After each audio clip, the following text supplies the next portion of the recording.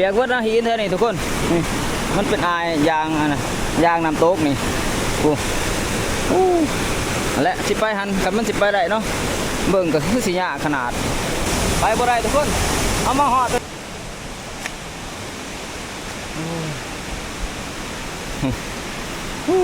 เดิมเป็นไข่เป็นหินนะทุกคนไข่จับหินเนาะนี่มันสิเป็นแบบว่าโอ้คือในโบราณคดีนะทุกคนเลย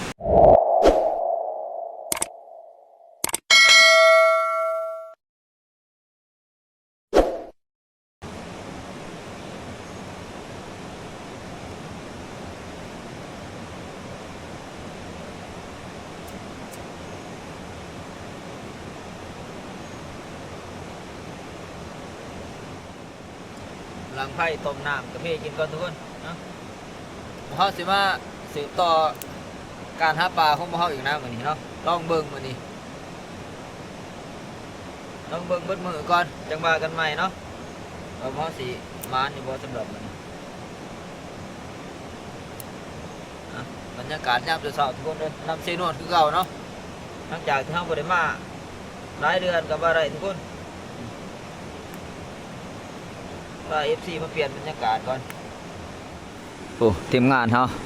เปิดเห็ดสะพานนะลงไปตึกอยู่หนองน้อยหนึ่งเนาะฟานทองกับฟานหมองเบ็ดก็เสียจำทุกคนเลยโมเมนต์เสียดังเนาะนี่เขาโต๊ะไว้นี่นะคืนนี่ถึงใช้ปลาดึงไปเลยนะอย่าจมน้ำไปพุ่นเนาะจะได้เห็ดเบ็ดใหม่นะเพราะว่าเฮากับโต๊ะคืนนี่ก็ประมาณ2 ทุ่มกูกลัว3 ทุ่มพุ่นนะทุกคนเนาะก็ได้ปลาหน่อยตัวนึงตอนกลางคืนฮะแล้วก็เบิ่งส่งมันบ่กินแล้วก็ไปนอนแล้วก็ตื่นเช้ามาบ่เห็นเบ็ดซ้ำทุกคนเฮาจัดไป2 แต้มเลยเนาะเมื่อวานนี่เฉพาะเฮาผู้เดียวทีมงานเฮาจัดคนละแต้มส่วนปลาทีมงานเฮาก็เฮ็ดกินบ่ได้นะเนาะมันแต้มบ่ใหญ่นี่ตัวของเฮาได้ปูไว้ขึ้นนี่ทุกคนเลยเนาะใส่ใหญ่เติมนะของเฮานี่นี่น้อยดินที่แรกเฮาว่ามันสิบ่รอดนะทุกคนเนาะแล้วมันยังเฉยนี่ได้ปลาที่เฮาได้ขึ้นทุกคนนี่เดี๋ยวเฮาได้ว่านี่เลยเนาะนี่ถือว่าใส่ใหญ่กว่าหมู่นะเกือบโลพุ่นแหละก็ว่าได้นี่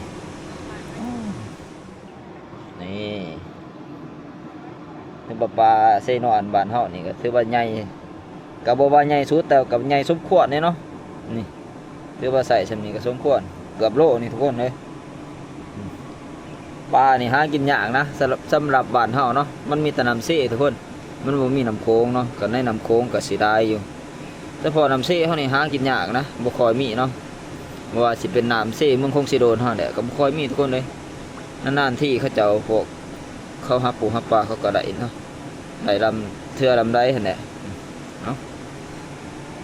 มาดูกันต่อมื้อนี้ว่าสิเก็บแต้มได้เพิ่มอยู่บ่เนาะได้ว่าสิได้น้อยได้ใหญ่ปานใดปลาวันนี้ก่อนเด้อไปเฮาก็ติดละเอาหมอน่ะมาข้างก่อนเพื่อนดักว่าจะกินกาแฟต้มน้ำกาแฟเพื่อนดักกินก่อนบ้านทองแท้เพิ่นเนาะนี่เด้แต้มที่2ที่เฮาจัดขึ้นนี่ใส่น้อยทุกคนเลยนี่เนาะน้อยบนใหญ่ก็เก็บแต้มไปก่อนเนาะเพราะว่า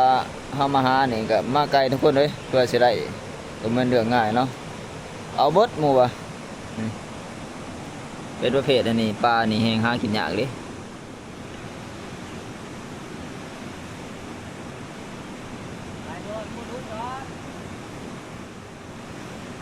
นี่เราจอบเลยไปเสีย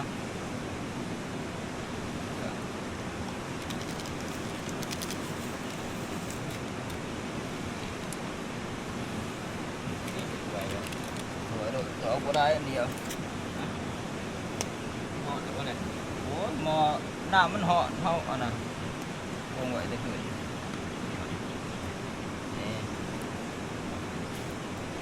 เอาใส่ถ้วยด้วยทุกคนเลยเอาแบบง่ายถือจอกมาอันเดียวไม่ได้ถือมาได้ น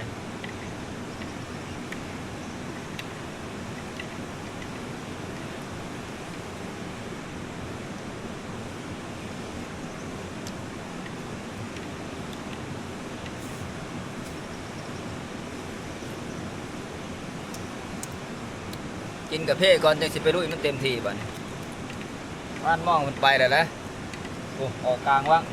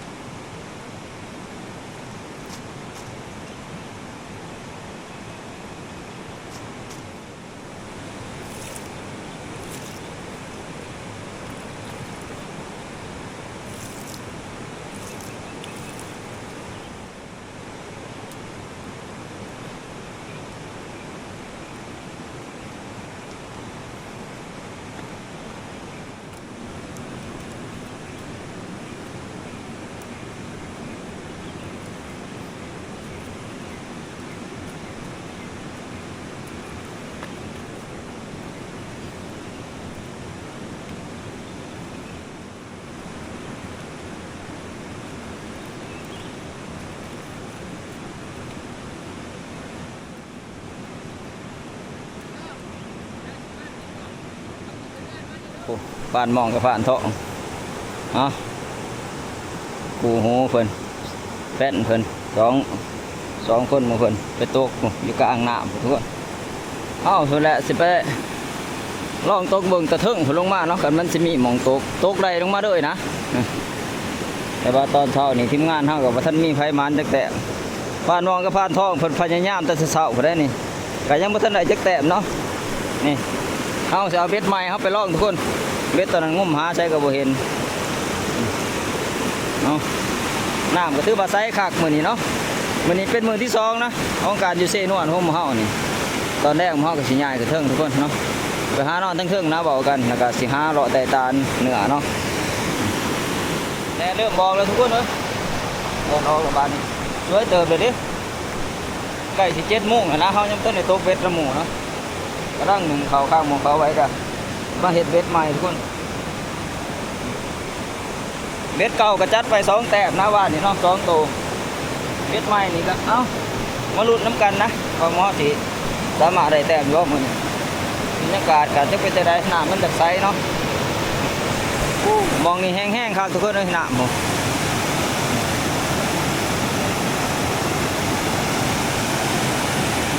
เดี๋ยวเขาจะขึ้นไปจุดสูงสุดไปเบิ่งเทิงๆเลยเนาะเอาไปท่านได้ไปยักเถื่อนะมองลุ่มตาดกงทุกคนทุกคนเลยความสวยสดงดงามของตาดกงเนาะของน้ำต้นนี่แหละน้ำตกตาดกงทุกคนห้ามพักอันนี้บานเกิดมากก็ยังไม่ทันเคยเห็นยักเถื่อทุกคนเลยครั้งแรกในชีวิตของเขาเนาะ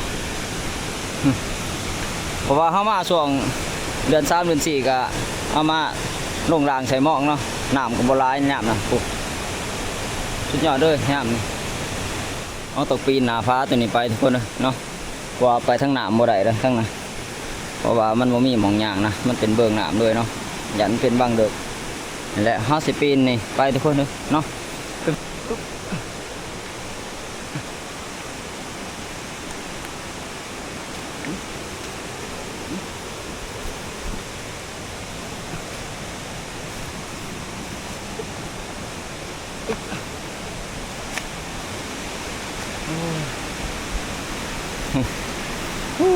เดินเป็นไข่เป็นหินนะทุกคนไข่จับหินเนาะนี่มันจะเป็นแบบว่าโอ้คือในโบราณคดีนะทุกคนเลยนี่ต้นไม้ขึ้นตามหากไม้เลยเนาะโอ้จับกันเป็นกลุ่มเป็นก้อนเลยคือมันขึ้นตามหากไม้เลยนะทุกคนเลยหากต้นไม้ผูกจนหอยเถิงคนเนาะโอ้ธรรมศาสตร์นี่ช่วยงดงามดีทุกคนเลยผู้ใดบ่ได้มาเห็นด้วยตาจริงนี่ก็ถือว่าบ่คักนะนี่ถือว่าอุดมสมบูรณ์ขนาดเลยนี่แต่หากไม้ทุกคนหากไม้จับอยู่บนหินเนาะโอ้จับอยู่บนหินเลยนะนี่แกขายคือเขาจะเอาไปเที่ยวอยู่ในผู้เบี้ยเนาะนี่เป็นลักษณะขายกันทุกคนเลยมันจะเป็นไข่เป็นอย่างเป็นแบบว่าเป็นไข่เป็นต้นไม้หน่อยนะขึ้นตามหากไม้ตามหินอันเดียวกันทุกคนนี่เพราะว่าเขาเคยเห็นเนาะอยู่ใน นักท่องเที่ยวลาวเฮาแหละเขาจะไปเที่ยวแถวลาวเฮากันมั่งผู้เวียแถวเหนือเนาะถ่ายกันทุกคนโอ้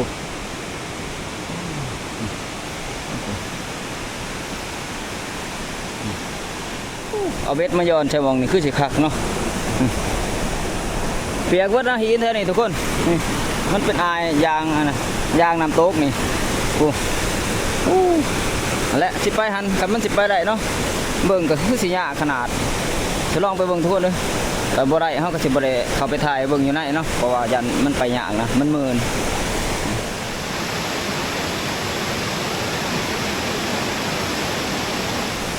ไปบ่ได้ทุกคนเอามาหอดจุดนี่เนาะโอ้ที่มัน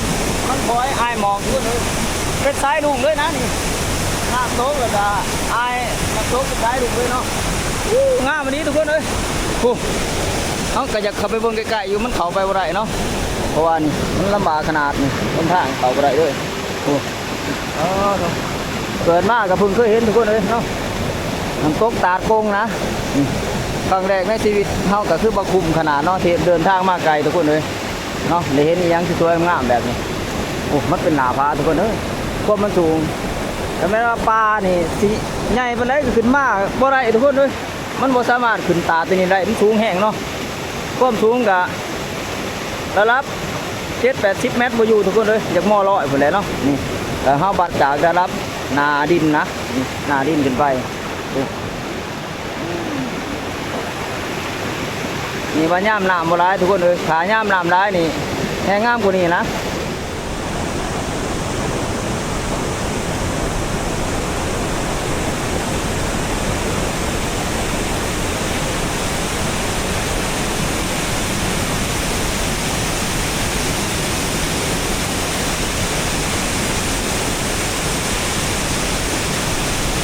มาสิลองย้อนเบ็ดใช้ในนี่แหละสิประเดิมเนาะมาเข้าสู่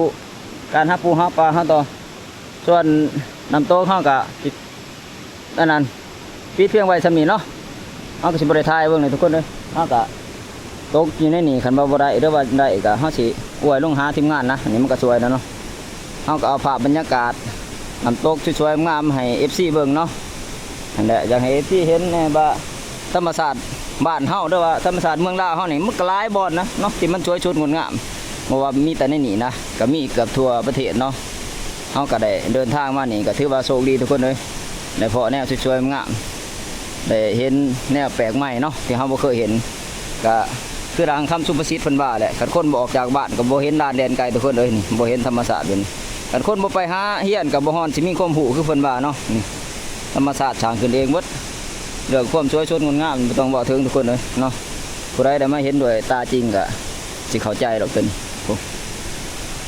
นี่มันเป็นหนาฟ้าหินทุกคนเลยนี่เบิดนะต้นไม้ตามมันนะตามหางไม้เนาะต้นไม้ใบหญ้าขึ้นตามหางไม้เพิ่งเลยสูงเติบไหมจากมองที่ยืนอยู่ประมาณ20 เมตร20 เมตรทุกคนเลยการเกี่ยวเนี่ยก็คือเราทุกคนเลยเนาะมันเกี่ยวพันไปด้วยนะมันดับใส่เรือมาแต่ว่าอยู่เมืองไทยได้ว่าอยู่เขตอื่นเขาจะเอาดูปลาโต๊กเนาะทุกคนพวกลูกปลาดุกขั้นหรือว่าลูกปลาขาวปลาเค็งอะไรบดนะจริงๆแล้วเนาะเพราะว่าประเภทพวกปลากดข้างเรียกว่าปลาเครื่องบ้านเฮามันเป็นปลากินเนื้อทุกคนเนาะมันจะกินพวกลูกปลาเป็นอาหารเรียกว่ายังมันกินเบิดนะเป็นประเภทเนื้อเนาะเอาบ่มีเขาก็นี่แหละเป็นไส้เดือนทุกคนจำนี่ทุกคนเลยเดี๋ยวไปปลูกนี่จำนี่เนาะ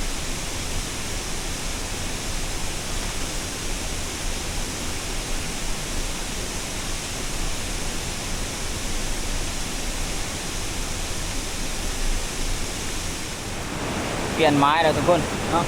พวกอยู่เทิงว่าดินนะน้ำตื้อนี่ก็ยังเงียบอยู่เนาะนี่เปลี่ยนไม้ลงมาหมองนี่นะก็ยังเงียบอยู่คอยย้อนลงไปนี่พานมองก็เอิ้นนะมันสวยแล้วจะว่าเพิ่นเอิ้นกินข้าวบ่ได้จังไดเนาะแล้วว่าเพิ่นเอิ้นเอาเหงื่อบ่ก็เหงื่ออยู่รุมก็มีดอกแต่ว่าทีมงานเฮามันย้ายกันอยู่เนาะอยู่กันเป็นจุดแต่ว่าเฮามีเบ็ดน้อยหรือว่าเฮามีเหงื่อปรากฏทุกคนเลยก็คือปรากฏเหลืองเนาะเอามาสิแถวนี้คือสิได้ดีเนาะ มาเที่ยวหนากันได้มาทีมงานว่าสิหาเหยื่อปรากฏมาเนาะขันเพิ่นบ่ดื่มนะเอาก็สิหามาคือกันขันบ่ดื่มทุกคน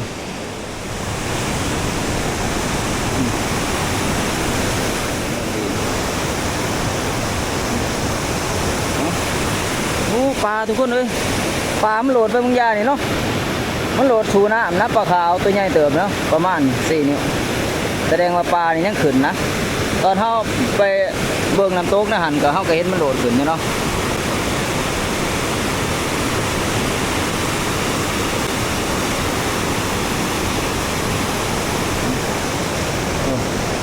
ทีมงานเฮาอยู่รุม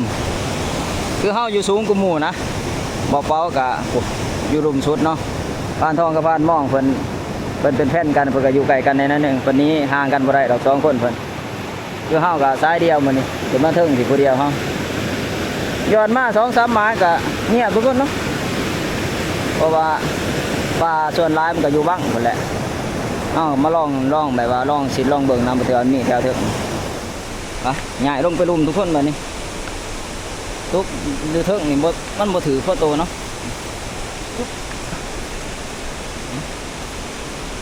หนทางก็สิทุรักทุเลแนวนึงทุกคนเลย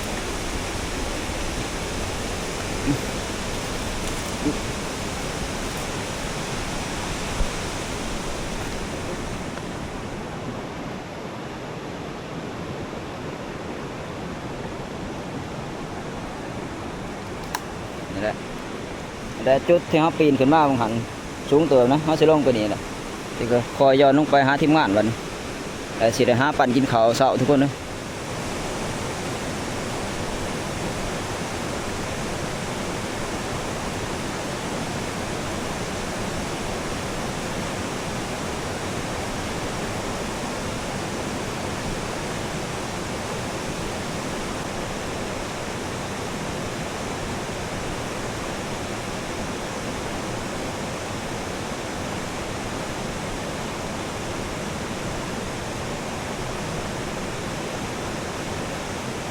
ว้าย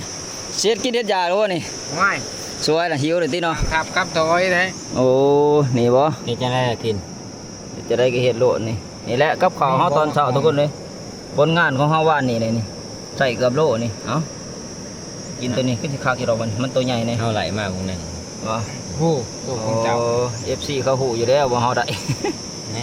ผู้ของตัวยังบ่ทันเอามา โอ้ยพานมองดึงมาเอาเห็นได้แล้วอันนี้อ่ะพวกนี้สมมาเป็นแผ่นกันอันนี้แล้วนี่จากตัวเป็นเตากุ้งอีกอ่ะเบิ่ง FC เอ้ยอันนี้จีหนวดมันน่ะมันว่าสิอาหารแห้งตัวกากกว่านี่ กินเอา เอาเฮ็ดแล้วนะไปเฮ็ดกระแสคือกันนั่นแหละหมูมักหนวดขนาดน้อยเนาะซะบ่จังบ่หนวดได้เอากินข้าวจังว่ากันหน่อยโอ้ย โอ้ปาดเลยว่ากุ๊ก ต้อยเบิ่งเหมือนเด้อบ่นี่สิจัดเมนูแกงให้ทีมงานกินทุกคนเลยแกงแซ่บๆเนาะกินหญ้าคือบ่านะเฉพาะเขตคุมพ้นสูงเฮาก็บ่ได้บ่มีหรอกป่าพวกนี้เนาะอันมีก็คือว่าอยู่ในเมืองพุ่นแหละหาเลาะซื้อเอาเมืองคงเฮาก็ยังยากนะบ่ค่อยมีแต่เมืองปากเสทุกคนปลากดขังหรือว่าปลาครึ่งบ้านเฮานี่แหละแกงแซ่บๆคนจักหวาดนี่เฮาเอาขี้ออกเรียบร้อยทุกคนเนาะแล้วเฮาไปละคือปลานี่คันบ่อยากให้มันข้าวบ่สิปลาหยังก็แล้วแต่นะคือเฮาเสียขี้ออกก่อนแล้วเฮาไปล้างเนาะ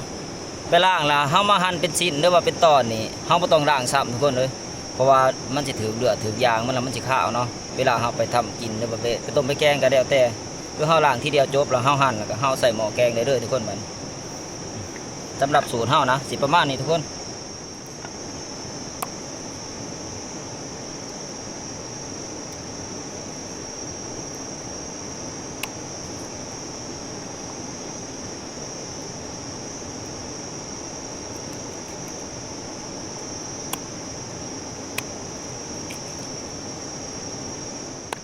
นี่ตัวเนื้อมึงแน่ทุกคนเลยความขาวเนาะเบาเนาะปลาสดนะนี่เพราะมันยังเป็นเฮาปานมองผลจัดการนี่กับปลาสร้อยสดนี่แซ่บขนาดนะทุกคนเลยเนาะมันสีนุ่มแล้วก็มันนะเนื้อปลานี่เนาะพอดีเต็มถั่วเลยทุกคนเลยปลาตัวเดียวเนาะนี่แต่สิทำการไปแกงวันน้ำก็เดือดเลยทีเลยทุกคนเลยเทลงไปเลยเนาะ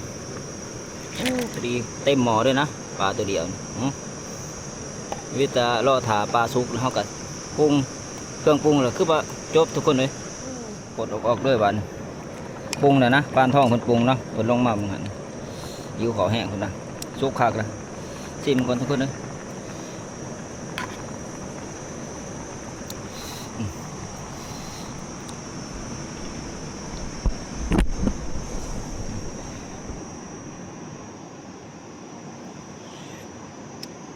โอ้คักอันนี้ทุกคน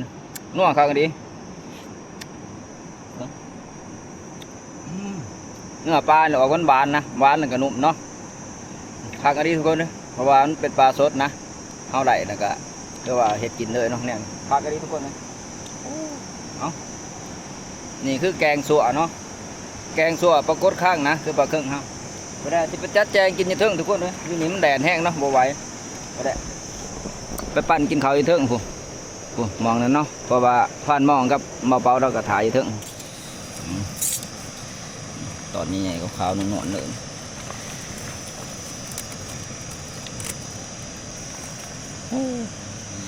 เปื่อยข้าวก็ดีทุกคนเลย กินดีกว่าเลย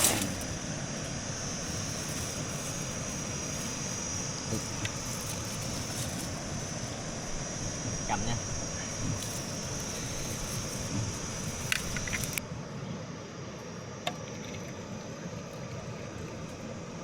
พอก่อน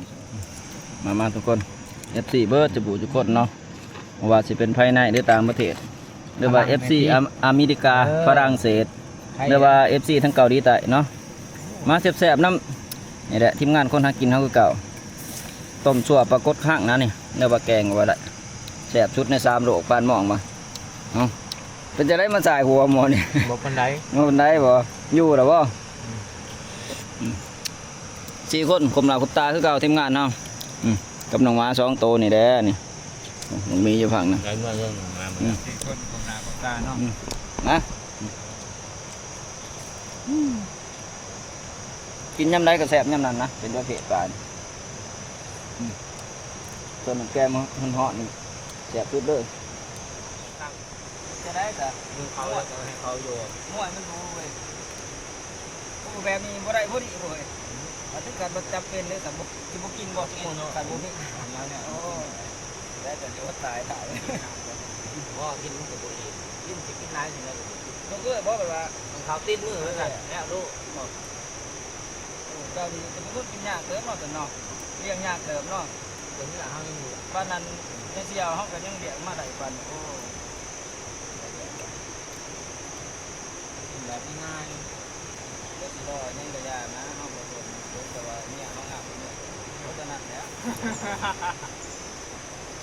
เอาไปประกวดบ่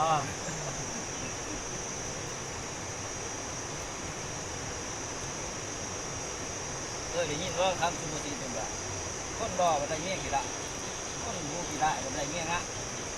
บ้านมองเรากี่ละเรายังได้เมี่ยงอะ จะเอามาประกวดทำการมองแล้วก็ เปล่ากาสั่นกาสั่นแต่ว่าโอ้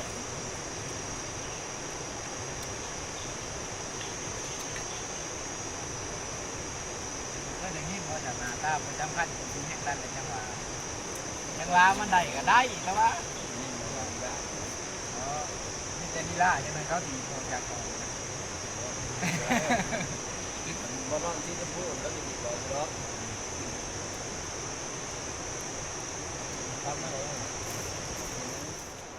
กินเขาแล้วมาห้องกับสิยายทับทุกคนเนาะสิยายขึ้นไปเทิงพอแหละไปตั้งฐานทับอยู่เทิงนะแล้วก็สิออกรัดแรกแล้วก็สิออกแต่ตาเลยเนาะเพราะว่ายูเซ่นี่บ่คืออะไรทุกคนเลยนี่การตกเบ็ดของเขาบ่ปานใดนะมึงเศร้านี่ก็บ่มีไผไหลพ่อโตนะเนาะ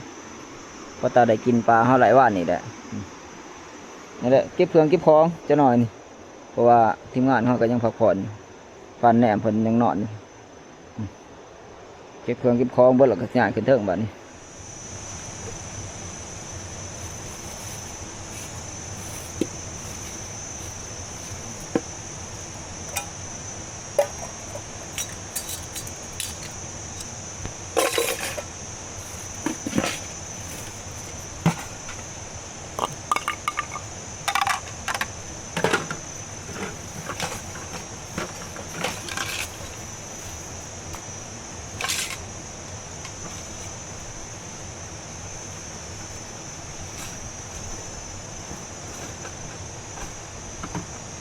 ยังหรอ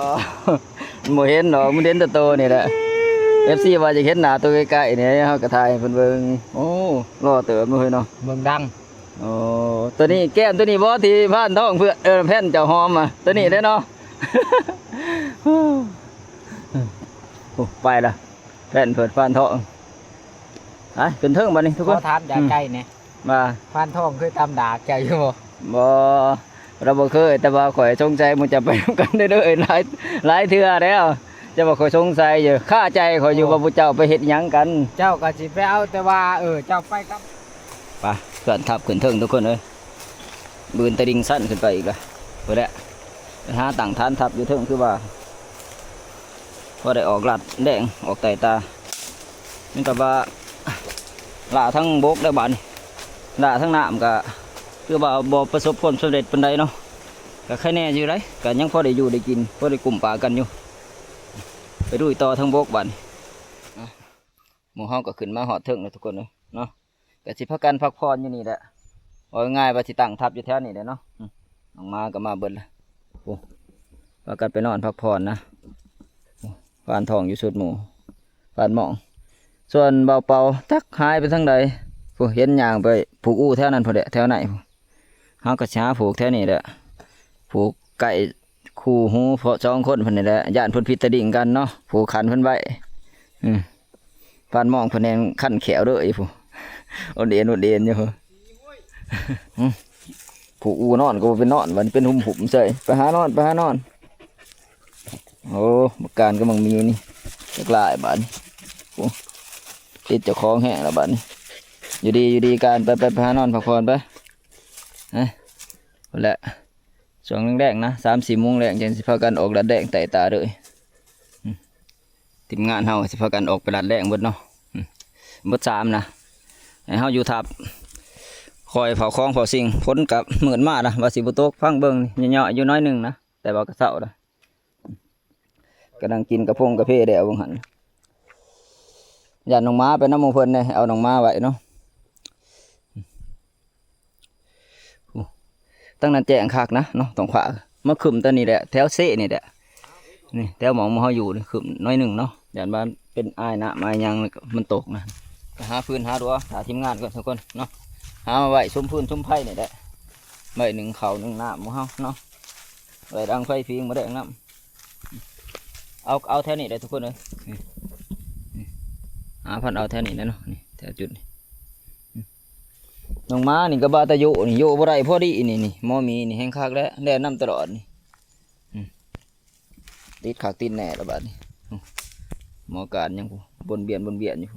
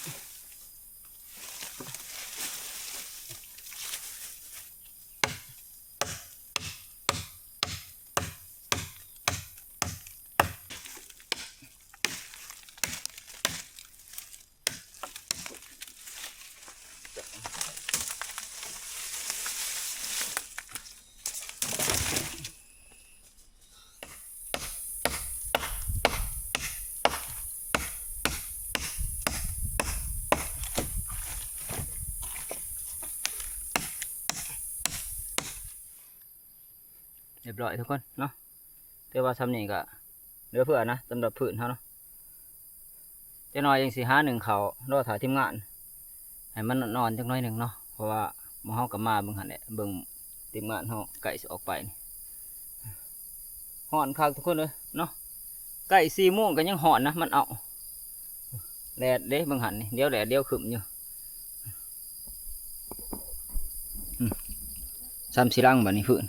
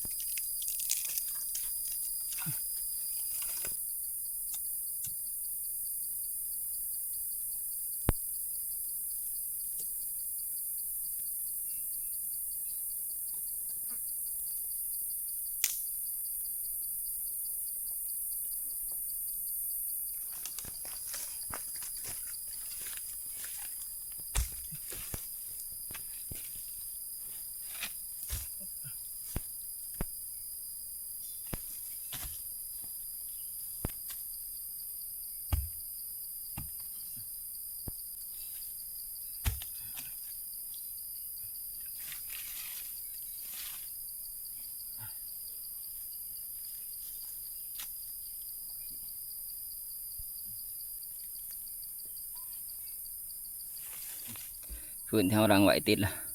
แล้วเฮาสิย้ายไปฝุ่นน้ำเนาะมองนั้นมองรังไผ่หนึ่งเขาย้ายไปหนึ่งเขามองนี้รังไว้เพื่อทีมงานทำมาเนาะ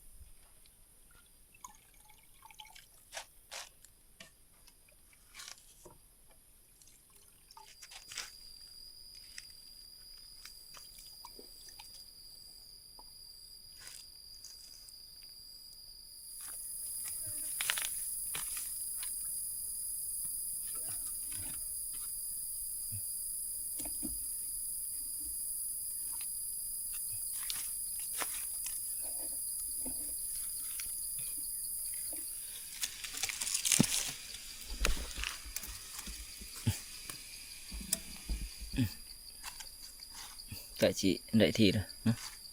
จะหน่อยคือสิใส่ได้ทุกคนเลย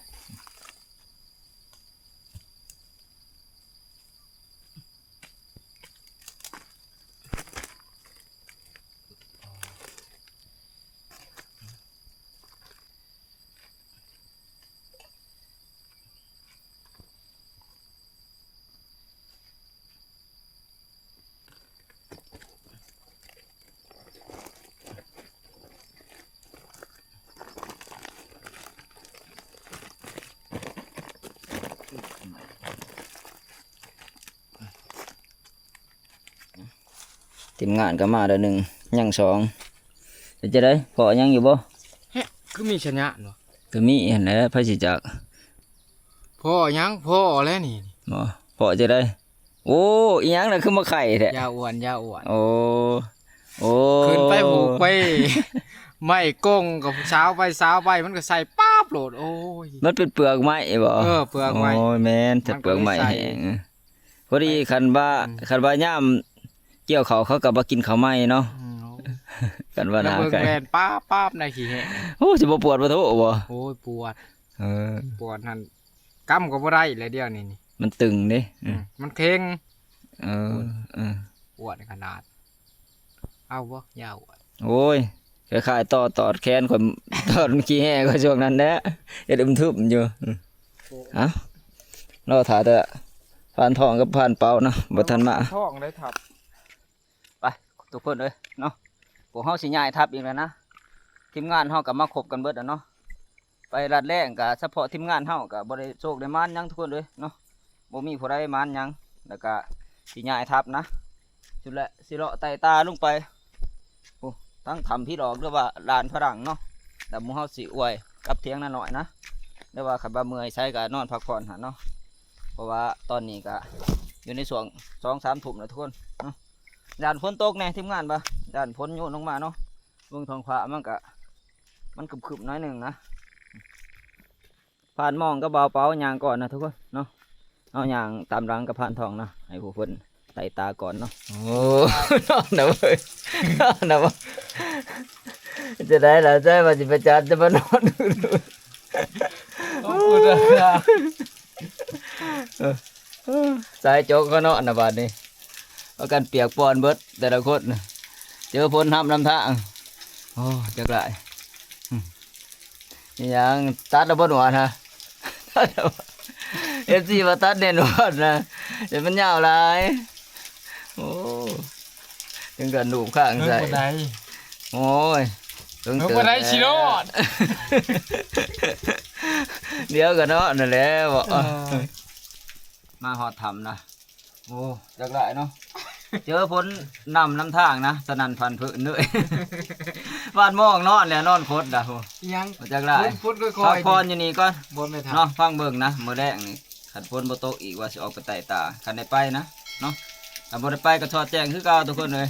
ช่วงนี้ยังหิวอยู่แนวกินอยู่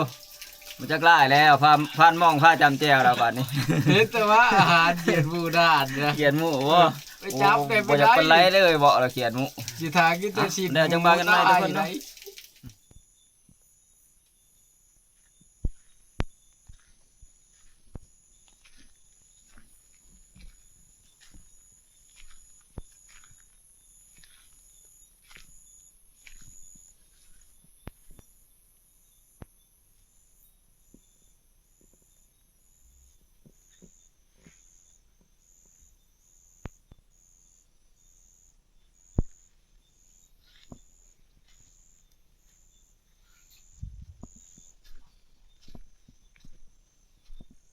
เราหอบบ่ถีบทุกคนเลยเนาะกระพานหมอง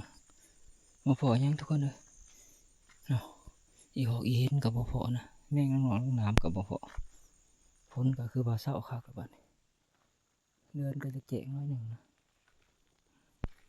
เห็นแสงไฟเบิ่งทางหน้าบ่ฮู้ว่าแสงไฟทีมงานเฮาหรือแสงไฟทีมงานคนอื่นเนาะทั้งเมืองหน้าพุ่น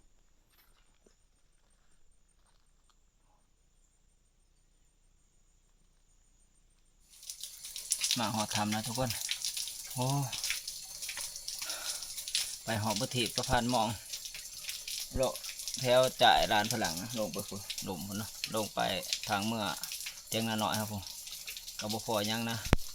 ก็ใส่ตาโลคงเมื่อคืนเนาะตามทางรถพอดีพอทีมงานเราพอดีนะคือผ่านทองเนาะเพิ่นก็นั่งออกไปก็เบาเป่านะเวลาเพิ่นลงไปลุมผมเฮาก็สิมาพักผ่อนก่อนเลิกแล้วทุกคนเลยตีหนึ่งแล้วเนาะบ่ายโมงก็กลัวนะ